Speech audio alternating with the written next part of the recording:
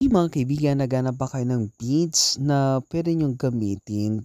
Dito po sa Kalinga ay meron po tayong isang store kung saan ay nagbebenta po sila ng mga beads. Ayan, nakikita ninyo iba't ibang design po yung mga nakadisplay dyan. So, dito po sa kanilang store ay iba't iba po yung mga kulay at yung mga makikita po natin na pwede pong pagpipilian at pwede pong mabili. Ayan. So, meron po silang sariling design na you can just buy. Ito yung kanilang contact details.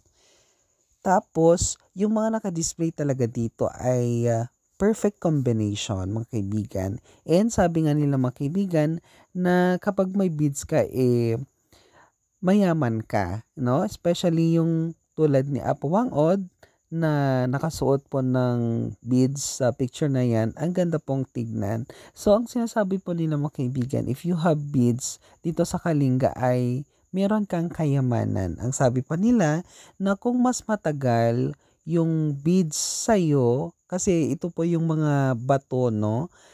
Kung mas matagal ay mas may value. Kumbaga, tumataas yung value po ng beads na yan. And itong mga beads na ito, aminin po natin, galing po sa ibang bansa.